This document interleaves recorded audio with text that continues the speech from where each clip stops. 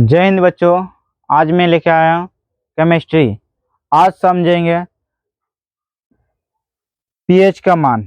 ठीक है, तो मेरे प्यारे बच्चों, आज जो है बहुत इम्पोर्टेंट क्लास है। ठीक है, तो इन सभी पीएच के मानों का आज हम लोग जानते हैं। ठीक है, तो क्या है पदार्थ। पदार्थ जो जितना भी लिखा है ये पदार्थ में आता है, लेकिन अमाशय रस जो है इसका पीएच का मान कितना होगा। अमाशय के पीएच का मान कितना होता है 1.0। अमाशय रस का पीएच का मान कितना होता है 1.0। ठीक है, और नींबू रस का पीएच का मान कितना होता है। ये जो है नींबू रस का पीएच मान कितना होता है 2.5। कितना होता है 2.5 होता है। नींबू रस का पीएच का मान 2.5 होता है। ठीक है, अब हो गया सिरका। सिरका का कितना होता है 3 सिरका का कितना होता है ओनली 3.0। सिरका का जो पीएच मान होता है तो 3 पॉइंट क्या होता है 0 होता है। ठीक है, और टमाटर रस का पीएच का मान कितना होता है। इसका होता है मेरे प्यारे बच्चों 4.1 होता है। कितना होता है 4.1 होता है। ठीक है, किसका है टमाटर रस का। समझ गया ना, टमाटर रस का पीएच का मान कितना होता है 4.1 होता है। ठीक है, पसीना, हमारे जो अंग से अगर पसीना निकलता है तो उसका पीएच का मान कितना होता है। तो इसका होता है 4.5। कितना होता है 4.5 होता है। मेरे प्यारे बच्चे, जो हमारे शरीर से हमारे अंग से पसीना निकलता है तो उसका जो पीएच मान है कितना है 4.5 है। ये आसान भाषाओं में प्रस्तुत है। तो अम्ल वर्षा क्या है अम्ल वर्षा है। अम्ल वर्षा का पीएच का मान कितना होता है 5.6 होता है। कितना होता है 5.6 होता है।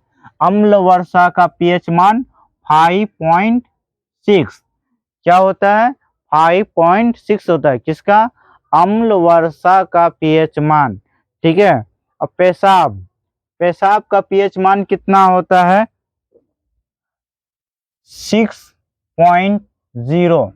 पेशाब का पीएच मान कितना होता है 6.0 होता है। ठीक है, अब दूध का भी पीएच का मान होता है। ठीक है, तो दूध का कितना होता है 6.5 होता है। 6.5 होता है। ठीक है, किसका दूध का पीएच मान। समझ गया ना 6.5। शुद्ध जल का पीएच का मान कितना है सिर्फ 7.0। कितना होता है 7.0 होता है। किसका शुद्ध जल का। ठीक है मेरे प्यारे बच्चों, ये बहुत इंपॉर्टेंट है। ये बोर्ड में रहेगा। ठीक है, साइंस हो या इंटर हो या मैट्रिक हो।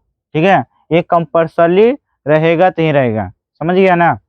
तो शुद्ध जल का कितना बोले 7.0।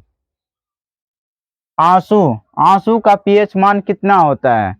ठीक है, आंसू का पीएच मान होता है 7.3।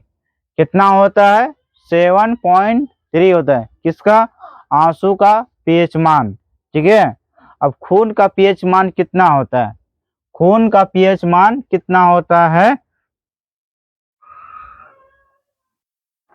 7.4। समझ में आ रहा है ना 7.4 होता है। खून का भी पीएच मान होता है। समझिए ना, ऐसा हर चीज का पीएच मान होता है, लेकिन अभी जो इम्पोर्टेंट है उसी के बारे में जानकारी ले लो। ठीक है, बोर्ड में ये कंपल्सरी टारगेट ही रहेगा। समझ गया ना। तो खून का पीएच मान होता है 7.4 होता है। ठीक है। उसके बाद होता पीत रस का, पीत रस का तो डबल एक्शन पर पीएच मान दिखा गया है, ठीक है। पीत जो होता है रस, ठीक है, उसका डबल एक्शन पर पीएच मान है, एक होता है 7.5 होता है और एक होता है 8.8 होता है। इसका डबल पीएच मानों पर आधारित किया गया है, ठीक है।